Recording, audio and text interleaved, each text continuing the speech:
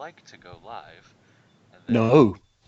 No, never. and No. then it No, says, not at all. No. you are live. And then, We're I live. can't. and then I pull up this, and then you should be good. Okay, I'm You coming up. leave whatever you're pulling alone, mate. This is a family show, Mr. Huff. There we go. Yes, we are You live. know I don't give a sod about that. I know you don't. Ah, here we go. Not for Whoa. kids, so. I mean, Hey, we've already got some folks up here. M18 is already in service, as well as Spanky.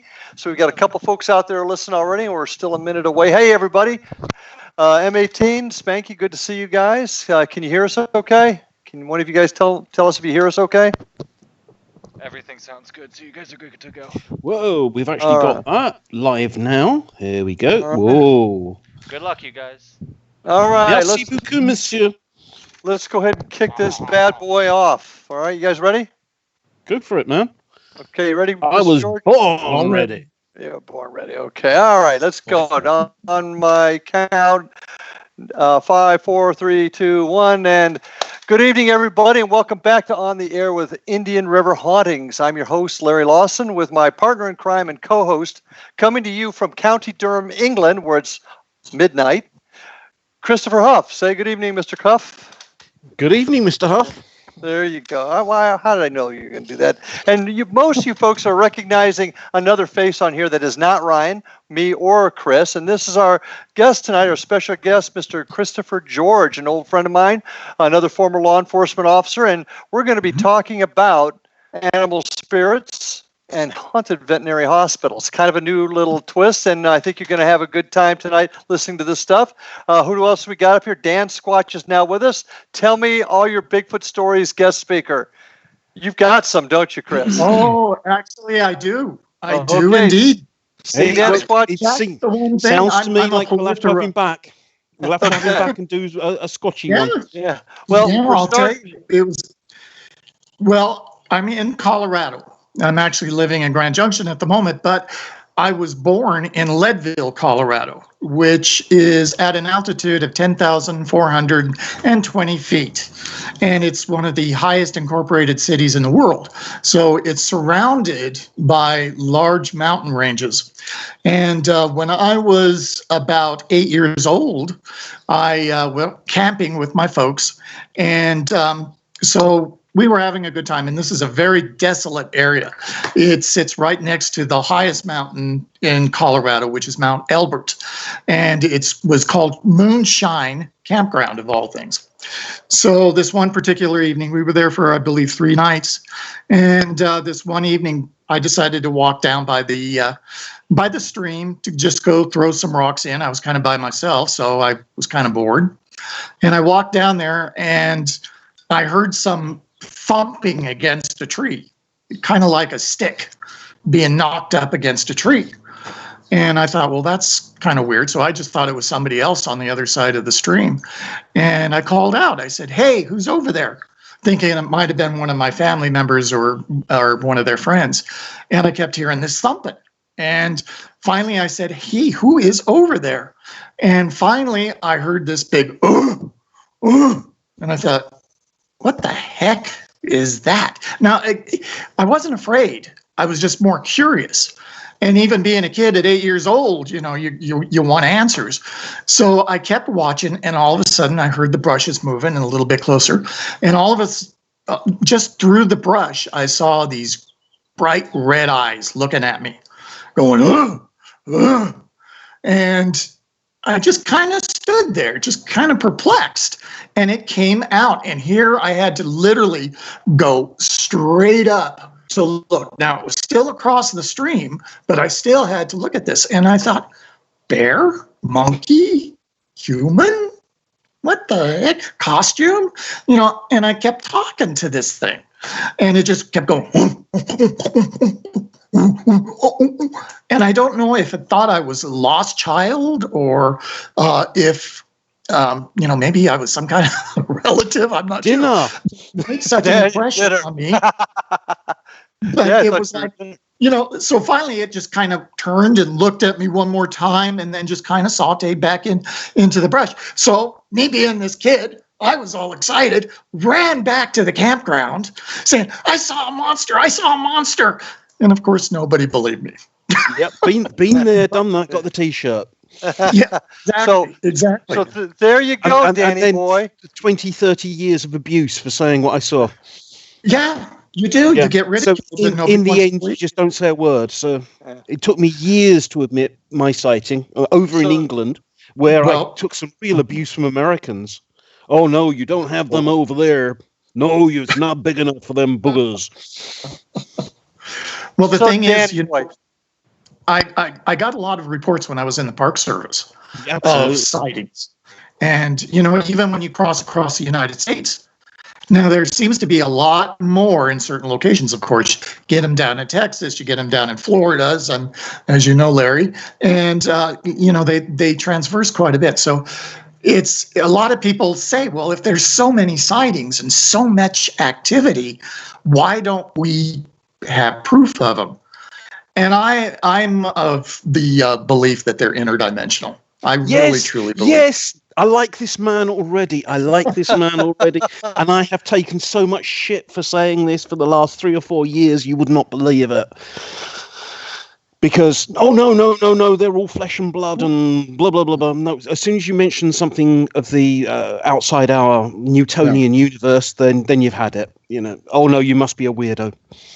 Well, when you look at the facts, and you, again, me being from a law enforcement background with the Park Service, you have to look, and we learn how to track. We learn how to track an animal. An animal begins at step A and concludes with step Z. Now, with these Bigfoot sightings, you can go out, you can chart the creature, you see the proof, the footprints, and then they stop. Yep. They're just gone. Stop dead. They stop dead, or you're being followed by something you can't see. Larry's getting impatient here because he wants to get on with vets and animals. Come on, Larry, Well, go for I got to do the preamble stuff first, too. You guys having a great time. I didn't want to interrupt you, but I do want to give our usual shout-outs to my good friend Ike Enzi out there in New Mexico, retired police chief out there, and the host of IDK Paranormal. Folks, take a look at that show if you haven't. Great show on YouTube. He's on, I think, episode 27 now, Ike. I see you're out there. Ike's with us here tonight. So watch IDK Paranormal, my good friend Ike Enzi. And I've got a beer challenge, and I got a beer coming your way, too. You'll see it, I guess, next week, from what I understand. We'll get a Schnicky at Doodlebug Dowsing. If you ever need dowsing rods, Doodlebug Dowsing, just get with them on Google. You'll find them. Best place to buy your dowsing rods. Our friends at the Paradolia Brewery, Hi Pete, they're just opening back up I think today or tomorrow, maybe even this weekend, back in business after the COVID scare. So hi to Pete, and also our friends at the Driftwood Resort and Marsh Landing Restaurant in Florida. And I'm saying, let's see, IDK, Ike's out there, Spanky's out there. We got quite a few folks out there already. We already tell you. It's amazing. All these people with nothing to do. And Danny boy, you got to be happening with that opening story. We're not even talking about Bigfoot tonight, and you got your Stan Squatch story right up front, bro. So what's the beer of the week? Okay, all right, M18, I'm so sorry. My beer of the week is going to be an Australian brew called Innocent Gun. Innocent Gun. It runs about 6.6 alcohol by volume. It's a Scotch whiskey barrel ale. It is absolutely stunning. What? Oh, you know this beer? Oh yes. Okay, oh right. my man. Oh yes. Now you're talking my stuff here. Booze and booze. Oh yes. Oh. Yeah, this is kind of got a caramely taste, guys. A little darker, but it kind of betrays its 6.6 alcohol by content because it's very smooth. Chris, you're absolutely right. I'm going to have to be careful with my Chris. That's a good one, man. That's a good one. Wow. Well, Innocent Gun. Come on, Chris. Where's your beer? Come on. I agree. I think so. So, and Ike, you got one coming your way too. So I'll be expecting to see that on your next show. It's being delivered, I understand, this weekend. So anyway, Also, folks, everybody out there, we're starting to open up after all this COVID virus stuff. Hope everybody's well. Hope you've taken the time to spend quality time with folks that need it. Make sure you tell those that you are in your family, your friends, tell them you love them, because you just never know when the next day will be the last. So with that, go on, cheer me up. Go on, that's the way to do it. You're gonna die tomorrow, boy. Today for tomorrow may never come. Yo, you can shush as well. God, so it's depression. Chris George. I'm going to refer to him as Mr. George and Mr. Huff tonight. Otherwise, I'm going to screw it all up. But Mr. George is a retired park ranger law enforcement officer working out west. He now has a new vocation, and that's working with animals in a vet hospital. And we got chatting. I've known Chris for a while.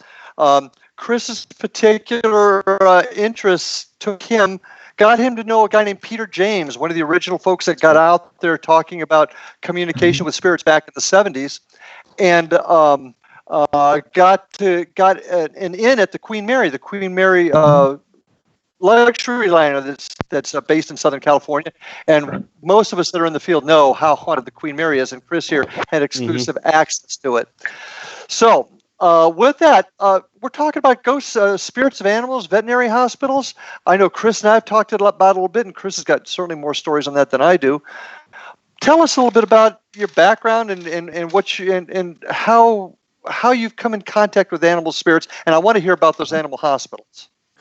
Well, you just never know where you're going to go in life.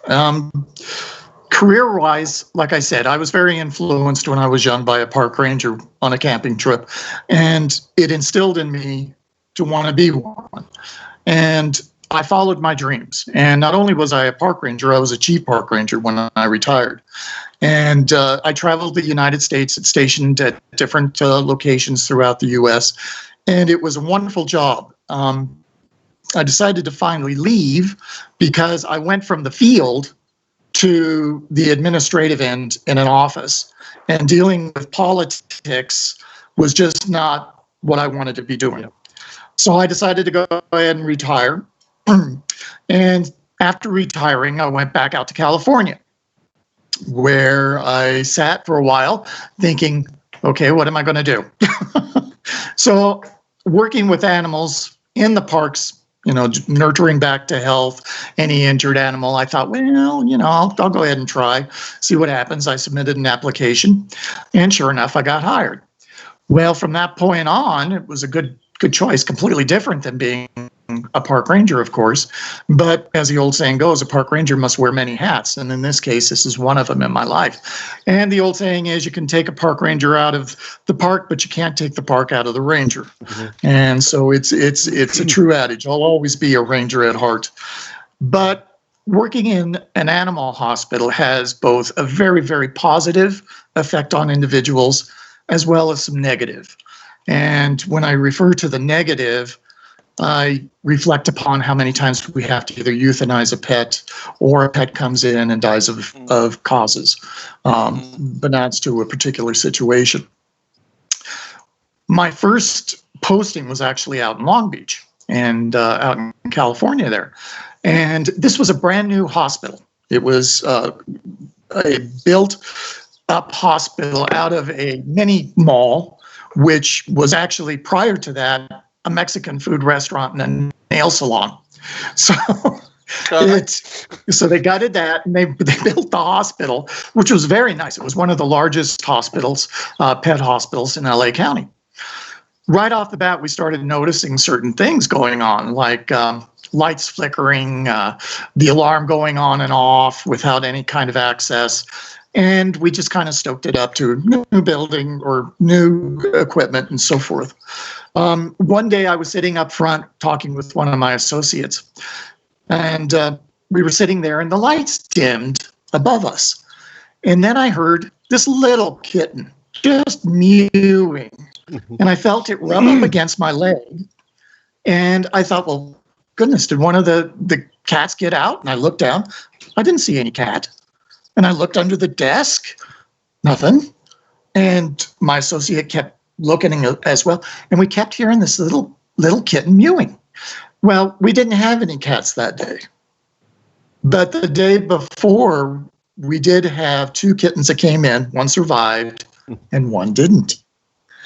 And so I kind of thought, okay, kick in the parapsychologist and start putting the pieces together. Let's look at the rationale of it. Let's look at the logic before we jump to the conclusion.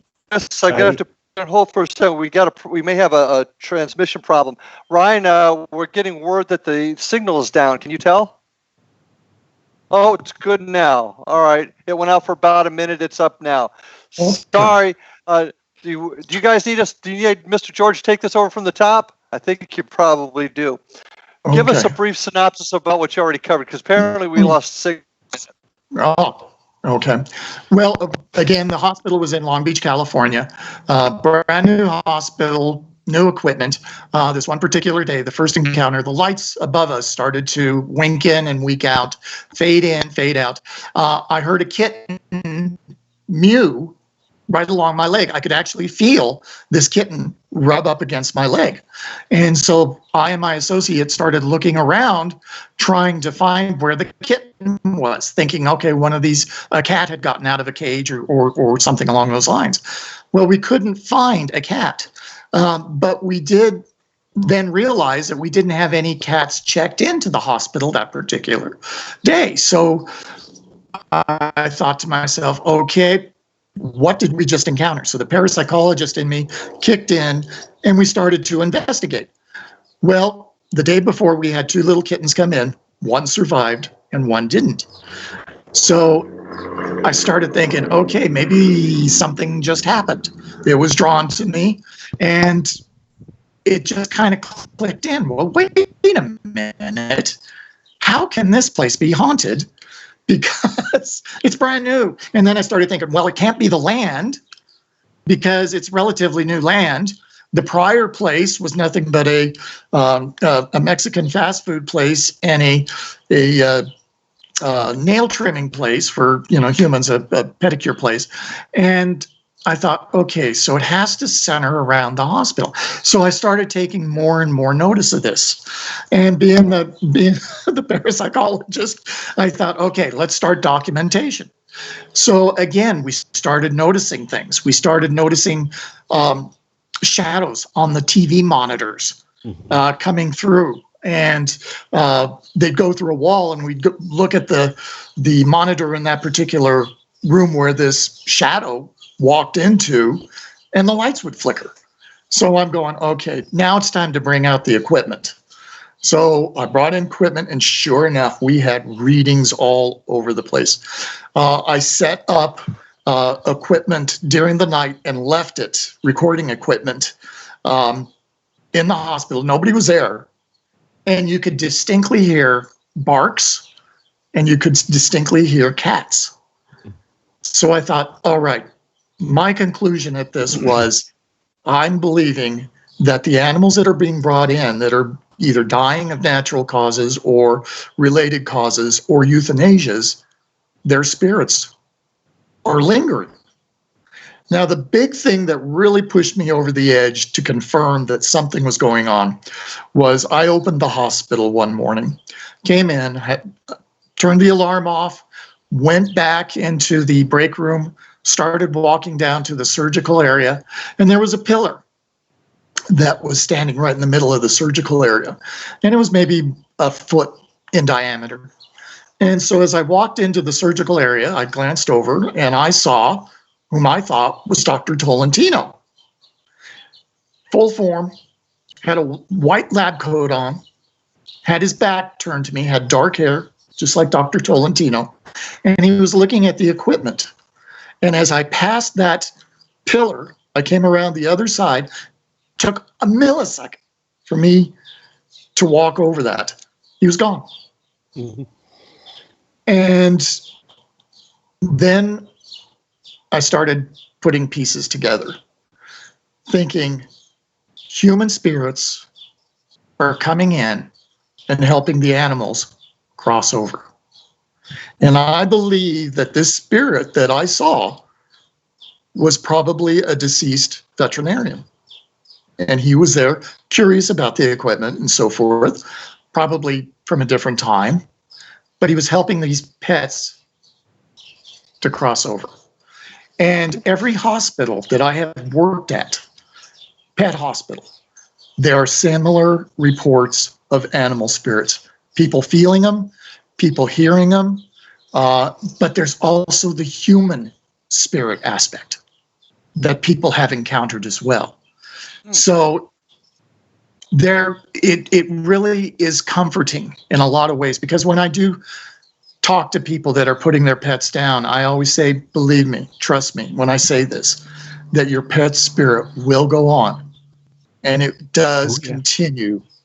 And I know for a fact that at some point you'll see them again. And it does give them a lot of peace at mind. And they know I'm sincere. And sometimes I will tell them that story if I really feel it necessary. But it's been an adventure. And so, you know, we look at ourselves as human, the intelligent animal.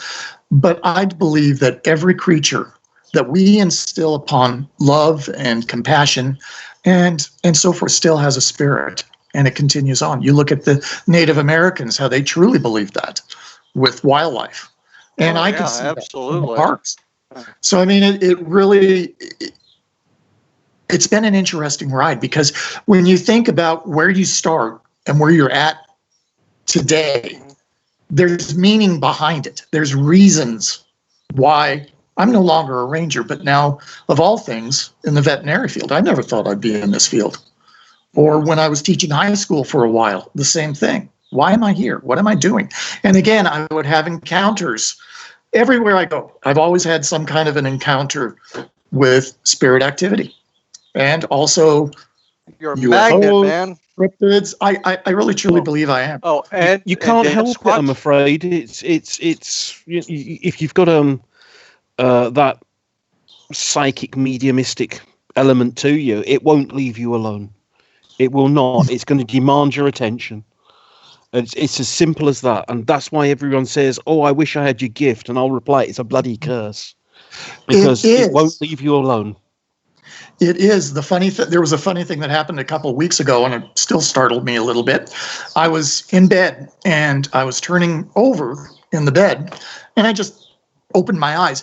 And it's more funny than scared, but it startled me at the moment. There was a entity, had his hands on the bed, leaning over, looking at me.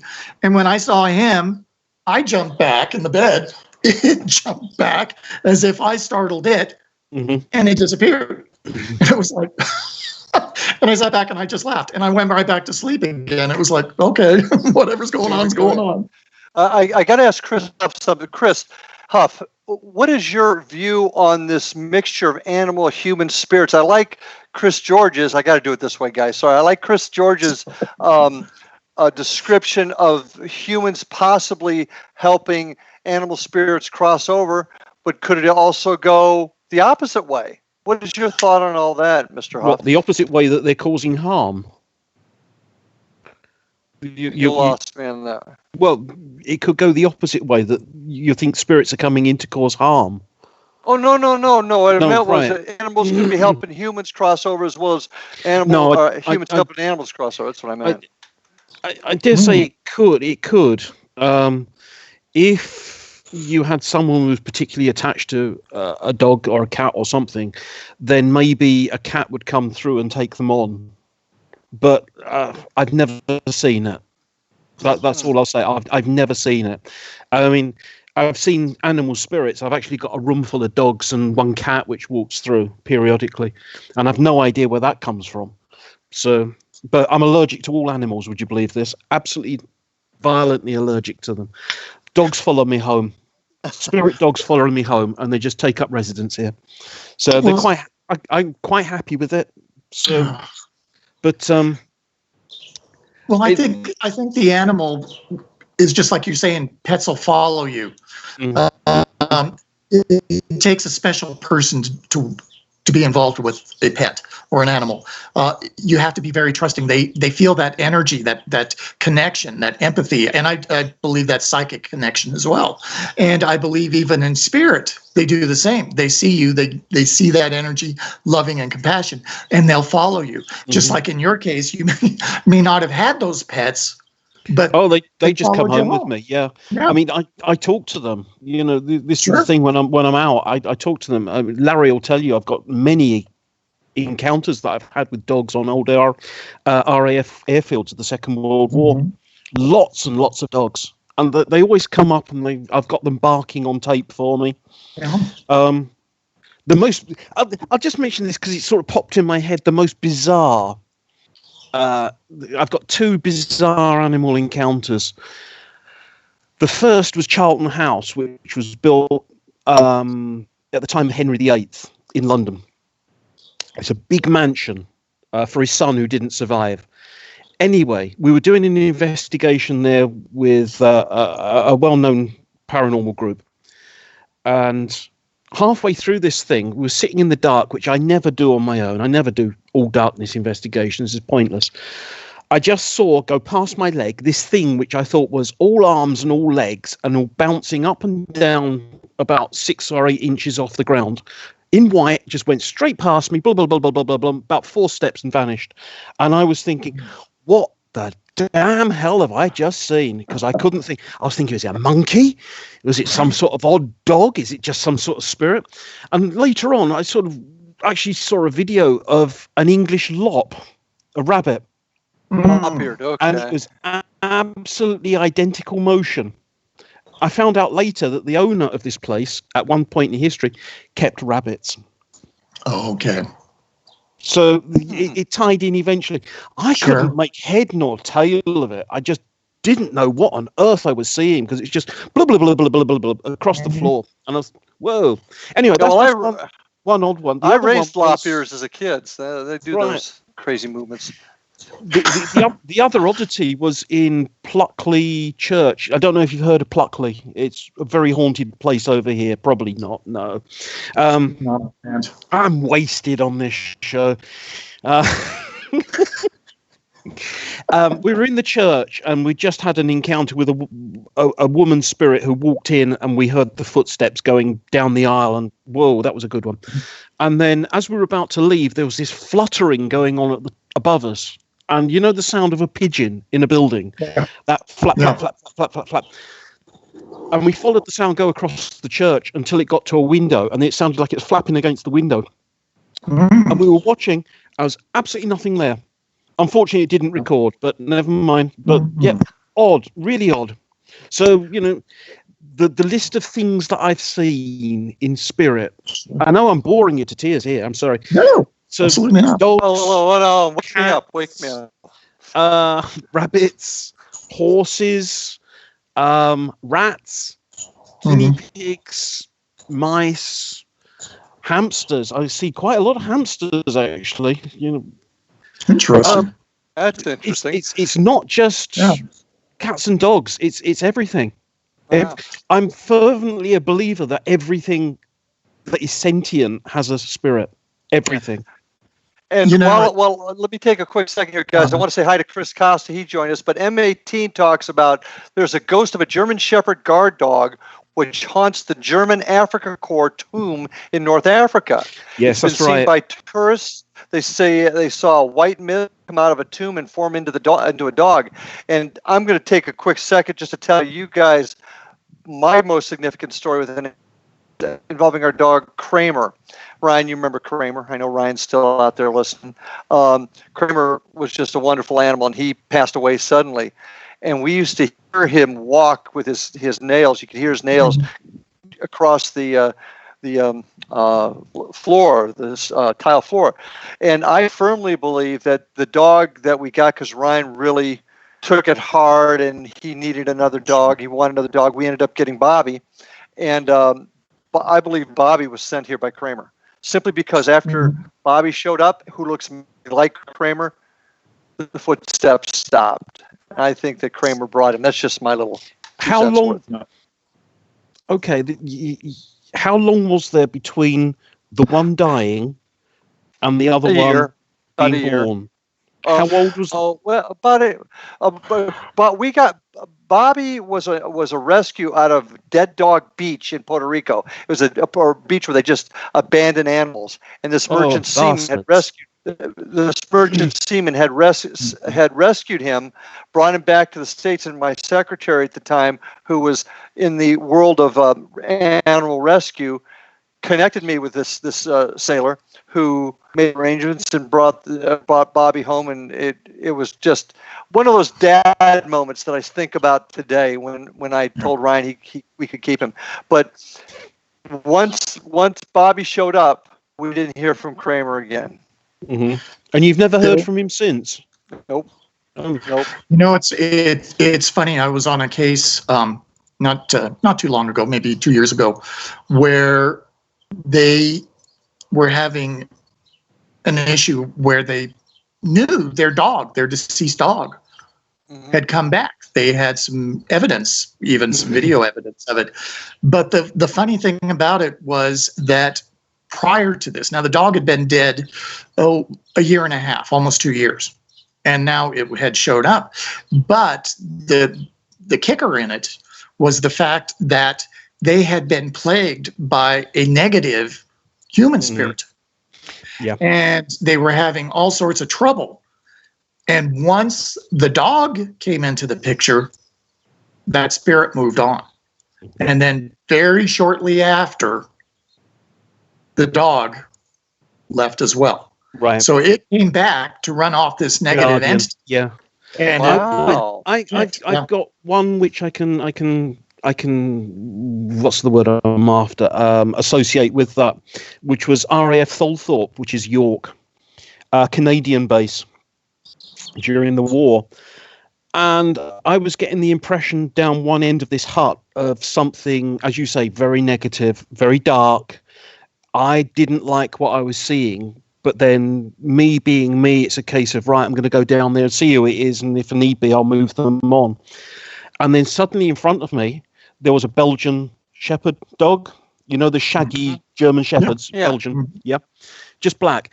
And it was growling at me, and its hackles were raised, and it was sort of just making me back off. So I sort of took heed, and then the dog sort of just, it was quite happy after that. It was just sitting there with tongue out and doing what dogs do. But then I reached past it with my mind and found out the guy at the end, and it was actually a Canadian airman causing trouble during the Second World War. I got the story eventually that he couldn't go up anymore. He just had enough, put a gun in his mouth and blew his brains out. Okay. And that's where all this was about. It's sort of guilt and terror and horror, but the dog didn't want me going down there just in case something happened. But I moved him on, and then the dog was just happy, wagging his tail, and then he walked off as well. So, like you say, they're there to do a job, and they'll pass. Well, you look at so many of these cases where live animals and how they react to spirit activity. Oh yeah. Now you're talking what I like. We got a question on that. I want to make a comment. Ike out in New Mexico, IDK Paranormal, says that he often sees shadow dogs, and we've always had dogs and lost many, but I can feel a dog on my bed and it wakes me up and there's nothing there. M18 has a question. Why do dogs sense ghosts when humans may not detect a ghost's presence? And I've even got a good answer for that one, but excellent question. Which one of you gentlemen would like to run with that? Guests first. Guests first. What do you think about that, Mr. George? Well, for me, you got to remember, here's the veterinarian in me. Animals have higher abilities than humans do. Their eyes are much keener. Their hearing is more sensitive. They see things in different light sources than what we do. They're able to smell and sense things that we cannot. So my belief is that it's like when we see something out of the corner of our eye. We can't sometimes see it head on. They, because their eyes are made different, can't see something straight on. They can see things in ultraviolet, where we can't, or infrared to a certain degree. So they're picking up things that more or less are like, oh, what is this? It doesn't look like mama and papa. It looks like something different. Or they hear it. And just like with an EVP, we can't hear it when it's happening, only when it's played back. And I believe that's what they're picking on. Plus, I think their senses are much, much higher in tune to different levels of energy. So it's all about frequency and vibration. That's it. Frequency and vibration. One time years ago, my dog, I was home by myself and I was living on, didn't know at the time, I was renting a house from Patrick Duffy, the actor. And it was a very secluded area, which is out by Lake Elsinore in California. And it's called Canyon Lake. And it's where all the celebrities have homes in order to get away. Well, come to find out, one day I was at a restaurant, saw a game warden down there, and we started talking. Well, I asked him what he was doing there, and he told me that whole area was an ancient Indian burial ground. And I kind of put pieces together because when I was by myself, my dog would run along like he was running along with somebody else. And I sensed a presence of a young Indian boy. And so he would play with Duke and interact. But there again, that was energy interacting with matter. But my dog could very well sense that this entity meant no harm. Yeah. But I also saw him at certain points growl. And even myself, like, I feel something that I don't like. And he would start to growl, get on his haunches in order to protect. So they are very much in tune with the spirit world. And you see it if you just look for it. Mr. Hoff, your take on it. Why do good goat animals pretty much what Chris has said, plus animals haven't been told all their life, you're making it up, don't lie, whack around the head, whack around the legs, don't tell lies. If you tell lies again, I'm going to give you another thump. That's the difference. And then after a while, kids who've been like that, they tune it out. Exactly. You see that all the time with kids. Those they tune it out because it's not worth getting the thumps. Yeah, right. I know. Yeah, we lose that. I've got a story about that one as well, which happened down in Deal. In that, there's no names. I'm not going to say any names at all on this. Mother and daughter. The daughter was about 4 years old, and she was upstairs playing, making a hell of a racket. And so the mother sort of yells up, what are you doing? Oh, I'm playing with a little boy. All right. And this went on for some time, and next week the same thing was happening, and the week after. And then one day the mother, she says to the daughter, well, why don't you tell him to come down with you? And then he did. So she was putting this down to an imaginary friend. Yeah. But no, little boy, just little boy spirit. So never found out why he was there, but little boy spirit, and then I got him passed on, so he was quite happy. Yeah. So. Oh, that happens more. I've had quite a few cases with children, and it usually evolves around another child. They're lonely. They want to follow them home and be with their family. And but the kids are always ignored. They're always put down, just like you're saying, and that is so sad. My first experience was up in Leadville when I started seeing a man standing in my doorway at night, and thought it was my dad at first. Mm-hmm. And I would talk to him, just more of a black silhouette, and I can remember it distinctly. And then a couple of nights later, he brought a friend. This is not sounding good. This is not sounding good. Rather ironic, but that first night, that first encounter, the next morning, I went to my dad and I said, Papa, why were you standing in the door watching me? He said, I wasn't standing in the door. What are you talking about, you silly kid? Yeah. And then 2 nights later, but come to find out that we were living right behind an old mine. Mm-hmm.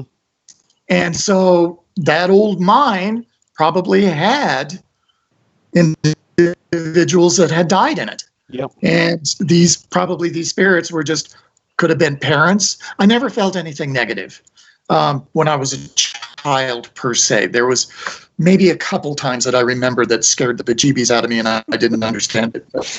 But we've all had that. I tell you, we've all had that. You see, the days when you say, "Oh my God." Oh shit! Oh shit! Oh shit! Oh shit!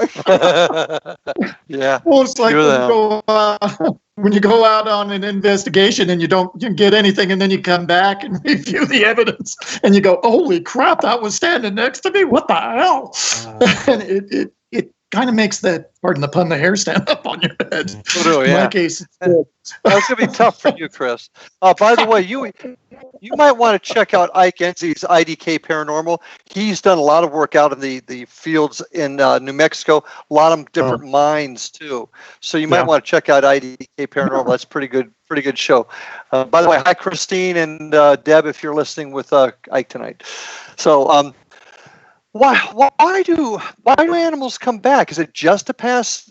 Is it just to help other animals or people pass over? Do they maybe not know that they've passed?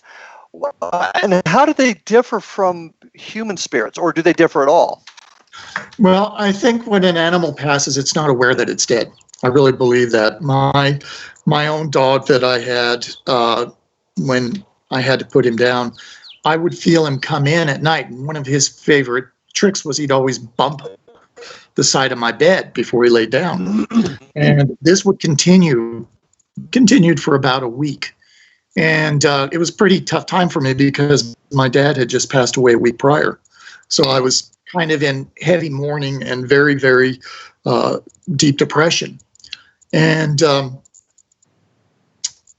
I think that they are just continuing on as they normally would until something draws them over to the other side.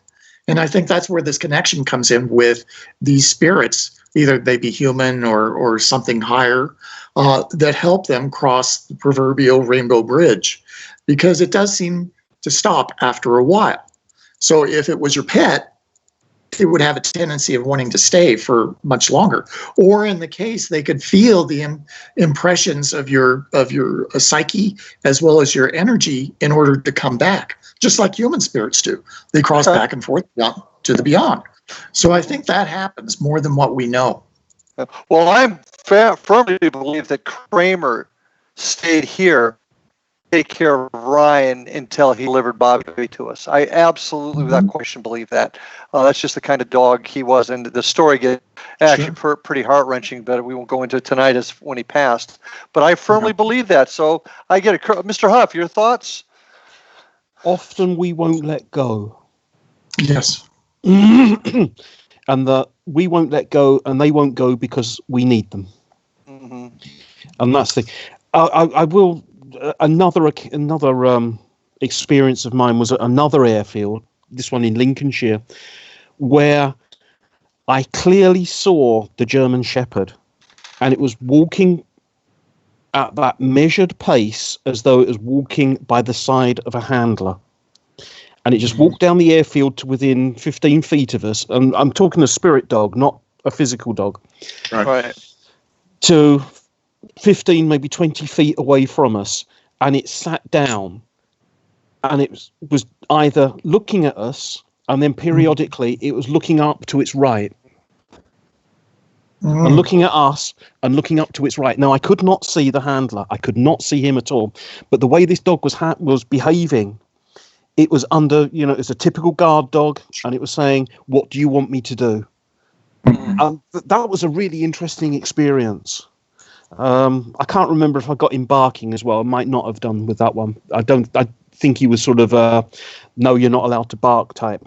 But yeah, they come back for all sorts of reasons, and some are still with their handlers in the afterlife.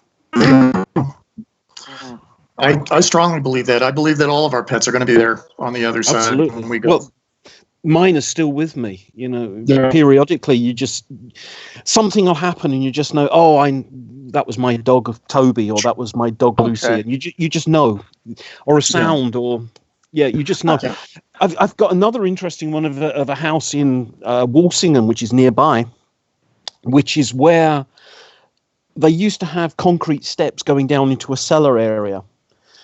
And they used to have the sound of a dog's claws running up, scampering up the concrete. You know, that skitter, to the top. And eventually, they did some redecorating or something, and they got rid of all these concrete stairs and put something else in and did whatever. But even after that, they were hearing the skitter up the concrete stairs. Which is, now, this one's for Larry. Would you say that's a spirit, or would you say that's one of your, what do you call them? Residuals. Residual, yeah. Residuals. Yeah, he calls them sentient and non-sentient. We call them intelligent residual. If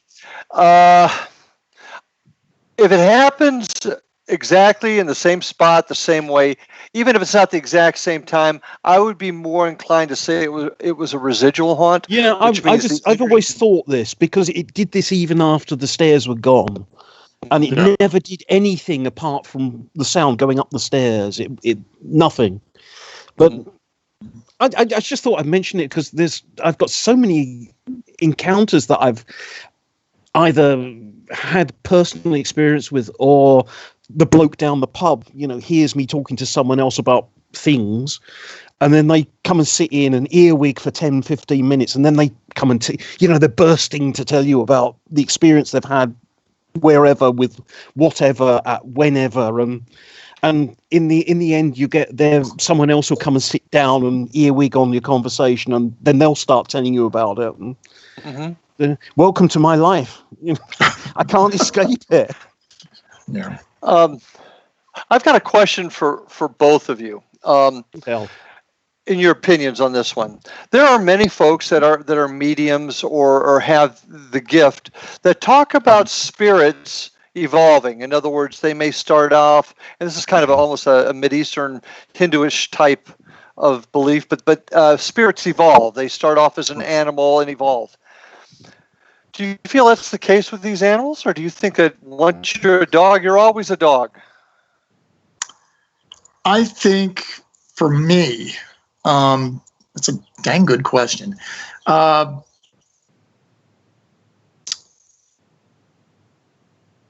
It's hard to put into place because an animal is sentient to a certain degree. We are more sentient than they are in our understanding of life and death and so forth. I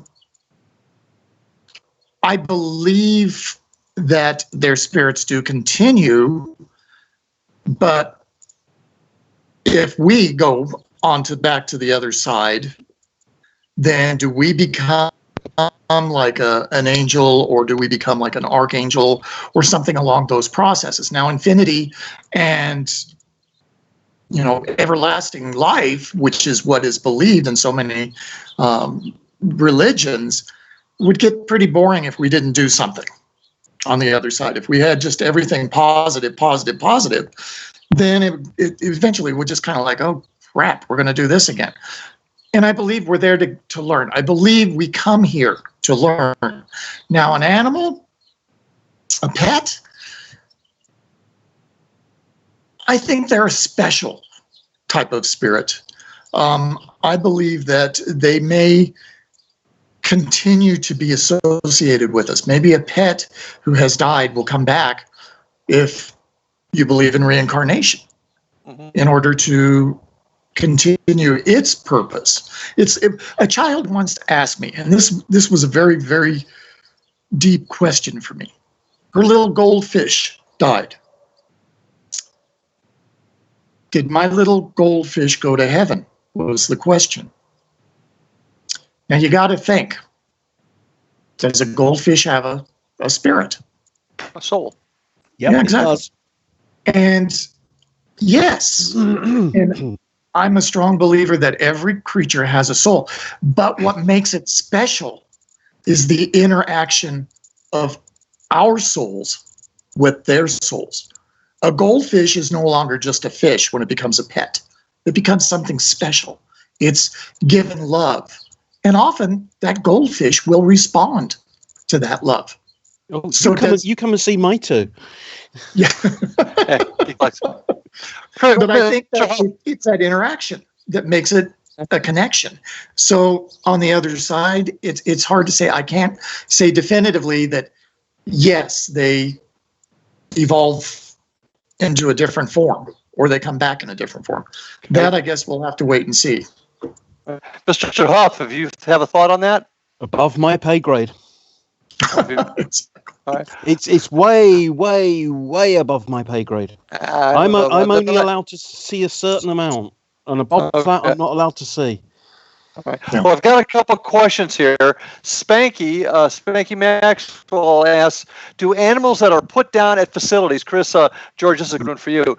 Animals that are put down at facilities go back and haunt those places, and do they affect live animals? You kind of talked about that a little bit up front, but if they're put down at the vet's office, is that where they return? Or would they go home to where? Usually, I think they rather linger at the hospital because it's well, when we take our pets to a pet hospital, they're put in cages. Mommy and daddy go off, they come back later and pick the pet up. When a pet dies, a lot of times the owners do not want to be there. So I believe that they become a little confused and they'll linger around the hospital. But if the owner is there and embracing them and telling them that they love them, the pet will go with them because they're still connected. So I think that's why the hospitals are not full of spirit animals, but every now and then we encounter them. Gotcha. And I believe that's what it is. Mr. Huff, you have a comment on that? I can't put it any better, really. I mean, yeah, that's very well put. I would tend to agree. Often it's like human spirits as well. Often they'll linger in a hospital because they might not know they've died, which is always something to take into account, which is coming back to what you say about animals as well. Other times they just don't know where they're going to go. They think, well, is this it? They're conditioned by whatever religion they are that's it. So they don't look for anything else. And that's where people like me come in, and you just sort of talk to them and say, come on, old chap, you don't have to do this. And as I've said to Larry, I can't do anything. I'm just the nail that the lightning hits. It's not me. It's not any magical ability. It's not some arcane mumbo jumbo words. I'm just there, and all I do is bring a column of light in and ask one of their loved ones to come through, talk to them, and take them on. And I do exactly the same for the pets. Has that beam of light with the loved one coming ever been a pet in your experience? No. I've never had an animal walk out of it. Okay. I think that's why there's that connection of the human entity or the spirit entity that is there for them. It's just like you'd pick them up and take them to the other side. Mm-hmm. And there's also synchronicities. Now they really interest me. Where, for example, you've had a German Shepherd as a pet in the past, and you think you smell them, you hear them, and then all of a sudden a German Shepherd who looks just like them will come and stare at you through the gate and then walk on. It's this synchronicity. It's something telling you your dog is still there, your cat is still there. All right, couple of interesting answers. Dan Squatch wants to know any animal spirit stories while a park ranger, and I won't say what he followed that up with to see what you say. Any animal spirit stories while you were a park ranger? There was a couple. He's hoping for Bigfoot, by the way. I can't hold it in. He's hoping for Bigfoot. As far as Bigfoot, the only time I ever saw Bigfoot was when I was a child in that one encounter. But I did Bigfoot! Well, we had an encounter, ladies and gentlemen, on the air. We saw Bigfoots. But no, I did warn you before we started. I did warn you. but we did have plenty of sightings, which I had to respond to investigate. I was kind of geared. They found out that I was kind of this paranormal investigator in the Park Service. And so I was kind of geared to be the one to contact when there was a big question. What the heck is going on? Okay, who do we call? Ghostbusters or Chris George? Well, it was Chris George. They always call the cops for stuff like that. But they would always call me in, and I'd get on a plane and go to a park and find out, or try to find out, what was going on. But there was one time that I did witness something that to this day, I still am perplexed. And it was a beautiful morning. I woke up. It was probably, the sun was just coming up. This was up in the Redwoods. And I was stationed up there, and I was coming out of the cabin I was staying at. Nobody else was awake.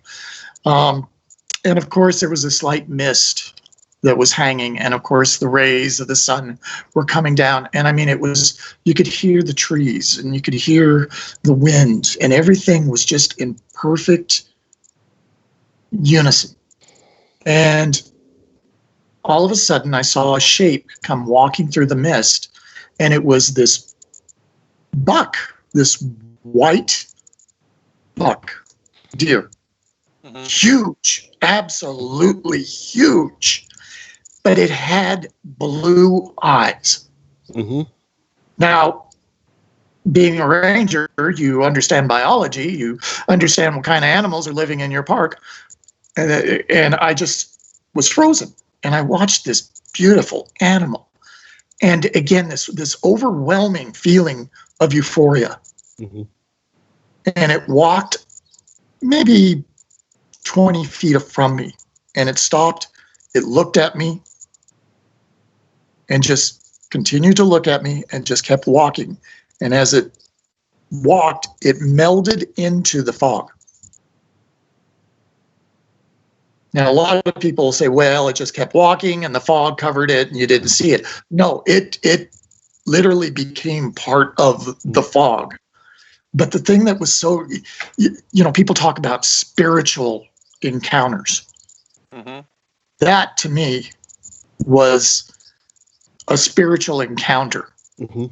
And you start to listen and learn some of the ancient Native American legends and the stories behind it, and the connection that they had with the spirit realm, and do have with the spirit realm. And I felt very privileged that day. And I never really shared it much with anybody else. But that was, I think, one of the most fantastic experiences I have ever had in my life, and I'll never forget it, or the feeling that overcame me. Yeah. It literally was a religious experience. And did you have peace when it's happening? Did you have peace? Oh, extreme peace. When it went, did you have extreme sadness? Yes, I did. Yeah. Because it was like, where are you going? You just gave me this beautiful gift. Please don't leave. Yeah. And it did for the rest of the day. Even though I was bouncing back and forth from the memory of the experience, as soon as the memory, or I was diverted to something else, attention, I felt extremely depressed, like I'd lost a part of me somehow. Yeah. And it really changed me in a lot of ways. Mm-hmm. And, you gotta, being a ranger has led me down some very strange roads. I never experienced, or never thought I would experience, many of the things that I did, but it always went hand in hand with the paranormal. And so it has always been the biggest part of me. And you don't walk away from that without it affecting the way you live today. And that's how I am at the hospital. Every pet that comes in, I laugh. And if anybody ever followed me, my personal Facebook page, it's videos after videos of little animals that are coming into the hospital and me holding them. But the tragedy of when you do lose one is is almost the same in that regard to that buck that I saw. It was almost like it was taken away from me forever, and I felt that emptiness. And I do, and I try and console the people that lose their pets, because to them they're like their children. It's everything. Oh ways. God, ain't that true? We got time for one more question, because believe it or not, our hour's about up. But M18 has a great question I want to get your opinion on. What are your thoughts about dogs that mourn by the deceased dog's owner? What do you guys see happening with that? Does the dog feel the spirit going, see the spirit going? What's just the fact that they're attached to the owner that deeply? I truly believe that there is a psychic aspect. I mean, it's like when you come home from work, your dog has been sitting at the door for 10 minutes. Now, you may come home at different times, but that dog knows when you're coming home. And wow, you hit Kramer's story right in the head, but go ahead. And I do believe that we share a psychic connection, an emotional connection. And when that, just like when we lose a pet, when they lose us, it's the same. It's the other side of the bookend. And they mourn, they cry, they feel the pain of loss. And I hear that story so many times. The owner passed away at old age. They bring the dog in, and it's suffering from depression. Mm-hmm. And you can just see it in their eyes. You can feel it, that they want their owner so bad, and they're just devastated. So yes, I truly believe that there is a connection. Mr. Huff, any thoughts? Can't add any more. Man, Actually, he's nailed it. Mr. George, you have done something that very few people have been able to, and that's stump Mr. Huff. No, he's just on the same wavelength. Yeah, exactly. Yeah, I agree with you on that. But, well, I think that any of us that have been doing this for a while, we're connected into something that other people cannot understand. It's just like you were saying, Chris, about the parents that kind of just mock you and put you down as a child, instead of encouraging to develop that talent, which I believe we all have, but we close it off because nobody wants to think that others are going to look at you like you're crazy, or you don't got a screw loose up here and you don't know what the heck you're talking about. But the ones that are really truthful to the faith of what we do, that particular real core that is there, not for the entertainment, like so many of these TV shows, not for the exposure. He's a man after my own heart. You just scored major brownie points there. Major brownie points, my man. Major brownie points. But it's important, and I know that both of you are that same way. We're old school in many ways, because we believe in what we're doing. We're not looking for the glory of what we're doing. We're there to help. Not only, my motto is, we're there to help the living as well as the deceased, and the extraterrestrials and the cryptid. But, truthfully, we could go into the extraterrestrials as well here, but I'm going to avoid it. We may have to do it, because we're out of time. We almost lost you there, Mr. George. This hour goes so fast when we just start talking, and I want to thank Chris. I appreciate you joining us out there in California. He's in California, folks, and he's a couple hours behind us here in Florida, of course. Huh? Oh, Colorado. I'm sorry, in Colorado. Yeah, I moved again. And of course, Chris is over there in England. But folks, once again, a great show. Appreciate you being with us tonight, Mr. George. Next week, I've got some very important news to tell you. Next week, we got another guest, and it'll be one of the folks you guys often see here chatting on the show, and that's going to be Mr. IDK Paranormal himself. Ike Enzi will be joining us next week for some interesting discussion. Also, and you said something, Chris George, a few minutes ago about something bigger. Folks, there's some things that are coming this way very, very soon. I want you to stay tuned to this channel. I can't say exactly when, but it's going to be the next few weeks. You're going to be hearing an important announcement from us on something that's going to involve everybody that wants to be part of really finding out what the answers are to this mystery of what's in the realm of the paranormal. So stay with us on that. Big, exciting announcements coming there. Mr. Hoff, anything you'd like to share before we call it a night? No. No? Okay. And by the way, Dan, I was not going to ask about... You were warned. You really were warned. You got trouble here, Larry. You got trouble. Oh, tell me, I know. You got two quizzes. Thinking the same way. I got Dan Squatch out there wanting me to do something with his mom's pigeon. No. I'm not going to have mom's pigeon pass over there, Danny boy. I don't know what that's all about. We're not going to go there. But anyway, folks, if you enjoyed tonight and you enjoy the content and you haven't done it already, hit subscribe. And then hit that little bell icon so that you're updated on all the new content. Because in the very near future, you're going to have more than just our live shows that are going to be on the channel. There's going to be some other cool things coming up too. So subscribe, like, and hit that bell button. That includes you, Mr. George. You haven't done that yet. Oh, I did. Did you? Okay, all right. Yes, I didn't. All right, I forgive you. Oh. All right. Anyway, we're going to call it a night, folks. Thanks for joining us. Make sure you come back and see us next week. And until then, make sure you kiss someone you love. Let them know that you care, because you never know when that might be the last time. Until then, Don't folks, kiss your we'll dog. see you. Do kiss your dog. Until then, we'll see all of you on the other side. Have a good night.